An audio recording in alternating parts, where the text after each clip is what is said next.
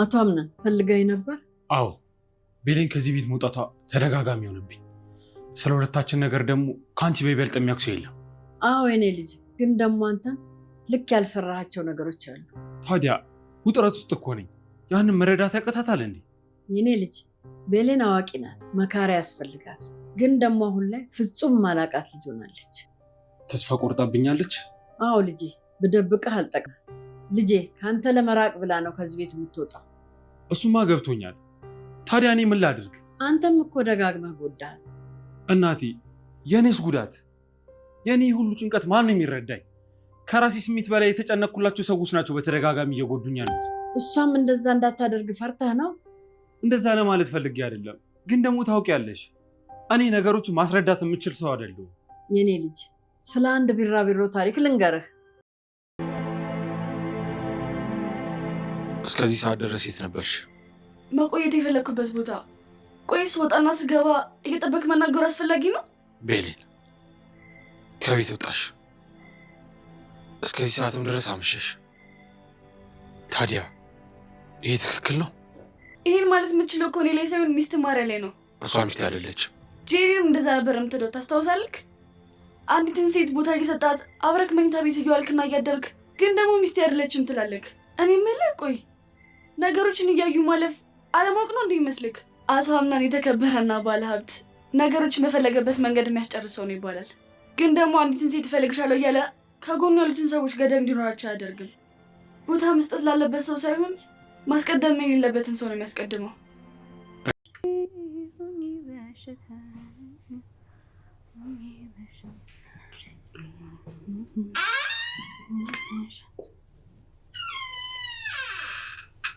መቼም ይሄ ዘፈን ለእኔ ነው አይደል?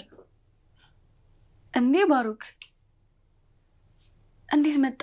ማለት እዚህ ነበርክ እንዴ? ብቻ እንድትሆን አልፈቅድልህም እኔ ያለሁልህ ምናምን ብለሽ ዋሸሽኝ አይደል? አይ ዋሽቼ እንኳን አይደለም፣ ያው ከአቶ አምነን ጋር ስለነበራችሁ እንዳረብሻችሁ ብዬ ነበረ። ጓደኛሞች እኮ አይረባብሹ። ከፈለግሽ በሰዎች ፊት እኔ ጋር መምጣት የሚደብርሽ ከሆነ ሚስጥረኛ ጓደኛሽ መሆን እችላለሁ። ምን? ለምንድን ነው ሚስጥር ጓደኛሞች የምንሆነው? ንገረኛ። አንተም ያልጠፋውን ጠዋሴን ህመም ልጨምርበት የመጣኸው የእናንተን ግንኙነት ሰው እንዳያውቀው ነው? ከዛ ሁሉም ሰው እየመጣ እኔ እንዲናገረኝ ነው? መልስልኛ። ቤሌ፣ ምንድን ነው የሆንሽው? ታውቆሻል፣ እየጮሽብኝ እኮ ነው። ሲቀጥል እኔ ከማወራው ወሬ ጋር ፍጹም ተቃራኒ ነገር ነው እያወራሽ ያለሽው። ይቅርታ ባሩክ፣ ማስታወስ የሌለብኝን ነገር አስታውሽ ነው ስሜታዊ ሆኜ የተናገርኩክ።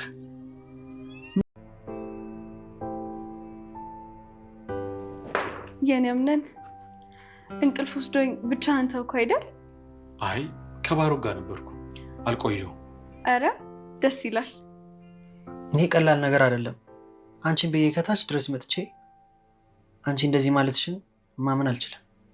ስለዚህ ይቅርታ እንዳደርግልሽ አንድ ነገር እንድታደርጊልኝ እፈልጋለሁ። ምንድን ነው? መቼም እምቢ ልትይኝ አይሆንም። አይ አልልክም፣ ግን ማወቅ ፈልጌ ነው። የምታደርጊበት ጊዜ ሲደርስ እነግርሻለሁ። ቤሌንን አሁን እኔ እንድቀጣት ፍቀዱልኝ። ቤሌን የምታፈቅር ሰው አለ?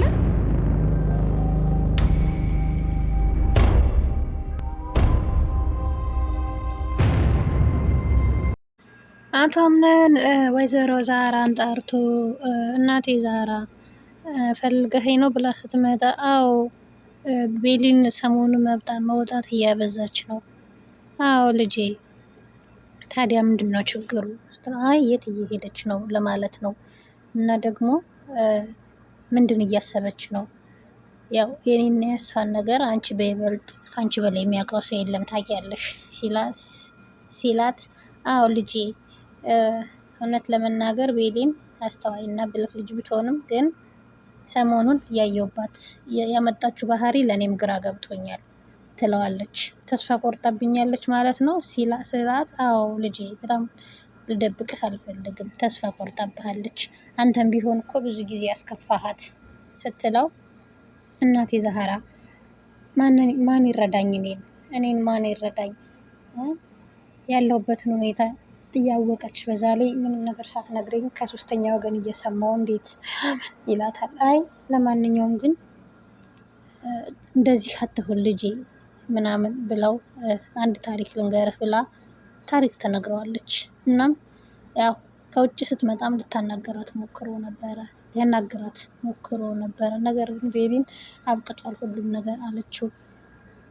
እናም ወይዘሮ ሜርሲና ወይዘሮ ሞርዚና እንግዲህ ተያይዘዋል። ወይዘሮ ሞርዚናን ሜርሲ መቼ ነው ከዚህ ቤት ከነ ልጅሽ የምትሄጂ? እኔ የትም አልሄድም። ለምንድን ነው የሚሄደው ከኛ ቤት የምትሄጂ? ሆሆ በስምሽ ሲም ካርድ የሌለ ሴትዬ ጭራሽ ደግሞ ቤት የተያለሽ አታፍሪም ምናምን ስትላት፣ ኧረ እባክሽ የኛ ቤት ነው ወደድሽም ጠላሽም ትሄጃለሽ በቅርቡ። እንደውም በቅርቡ ሜርሲ አንቺን ነው ከዚህ ቤት ነቅዬ የማስወጣሽ ጠብቂ ትላታለች። እናም ብሽሽቃቸው እንደቀጠለ ነው። ወይዘሮ ሜርሲ ግን እውነት ለመናገር እንደ ህፃን ልጅ ነው የሚያደርጋት። ኩሽና ራሱ ሳይቀር ገብታ ወይዘሮ ዛራ የሚበላ ካልሰራሽልኝ እኔ እጮሃለሁ ትላለች። የምትበይ ከሆነ ያለውን ብይ። አይ የምፈልገውን ነው የምፈልገውን ካልሰራሽልኝ እያለች ትሞላቀቃለች። ሞልቃቃ ቢጤ ናት። አቶ ባሮክ ግን አላማረኝም። ከቤሊን ጋር ያለው ነገር በፍጹም እያማረኝ አይደለም። ምክንያቱም ቤሊንን በጣም ወዷታል። አቶ ባሮክ ከቤሊን ጋር ያለውን ቅርበት በደንብ መቀራረብ ይፈልጋል። በጣም ፍቅር ይዞታል። ገና የመጀመሪያ ቀን እንደመጣ ነው ቤሊንን የወደዳት። ነገር ግን ቀስ በቀስ እሷም ያው እየቀረበችው ምናምን ስለመጣች ይበልጥ ፍቅር ውስጥ እየገባ ያለ ይመስለኛል። አቶ አምነንን ለመበቀል ቢሆን የሚመጣው እዚህ ቤት፣ ነገር ግን በፍቅር ተለቅፏል። ያው ቤሊንም ቀስ በቀስ የምትወደው ይመስለኛል። አምነን ስህተት እየሰራ ነው።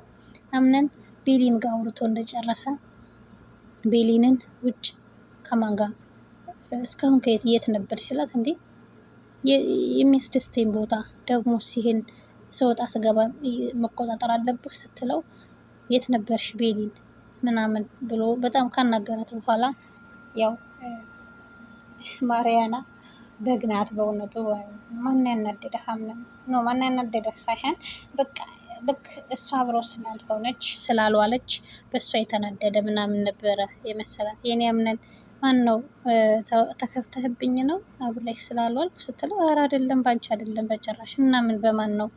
ሁለተኛ ግን ትቼህ አልሄድም ስትለው፣ አይ ባንቺ አይደለም የሆነ ሰው አናዶኝ ነው ይላታል።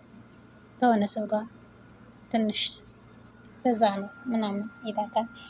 እሺ ትልና አቶ ባሮክና ቤሊን እንግዲህ ወሬያቸውን እንደቀጠሉ ናቸው። አቶ ባሮክ ፍቅር ይዞታል። እናም ያው ስለ አንዳንድ ነገር እያወሩ ነበረ። አሁን ለምደሃል ደስ ይላል እና ቤቱን ለመድከው ምናምን እየተባባሉ እየተተያየቁ ነበረ። ያው አቶ አምነን እንደተናደደባት ብታውቅም ግን አሁንም ለእሱ ያላት ፍቅር በፍጹም አልቀነሰም። እንግዲህ ባሮክም ከድርጅቱ ሙሉ ለሙሉ ኃላፊነቱን ሊወስድ አምነን አስፈርሞታል። አምነን በቃ ኃላፊነቱን ለሱ ሰጥቶታል ማለት ይቻላል። አምነን በጣም ማመኑ ዋጋ እያስከፈለው ነው።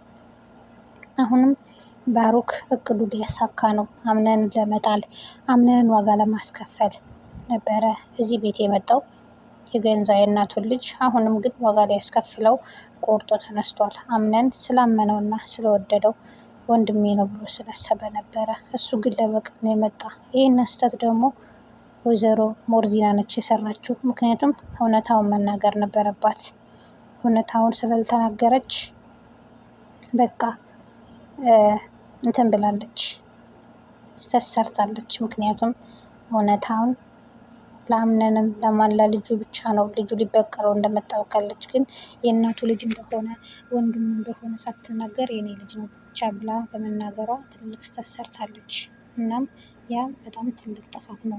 ወይዘሮ ማርያ እንግዲህ ቡና አፍልታ ከቤሊን ጋር እየጠጡ እያለ ነው የመጡት።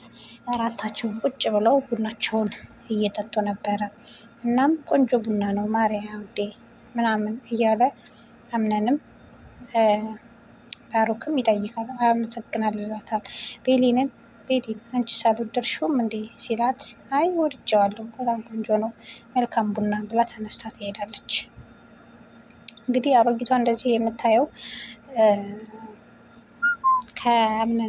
ስለ አምነን ቤሊን ከሞርዚና ከሜርሲ ጋር እያወራች ነበረ። ሜርሲ ምክር እየሰጠቻት ነበረ። ምንድን ነው የሆንሽው ምናምን ስትላት ስለ አምነን እንዳለ ተነግራታለች። የአምነንና የኔ ነገር አብቅቶለታል እና በሱ ትንሽ ነው ተከፍቼ ነው ምናምን። ለምን አንቺ ባለባበስም ሆነ በምንም ሆነ ለምን አትቀየሪ?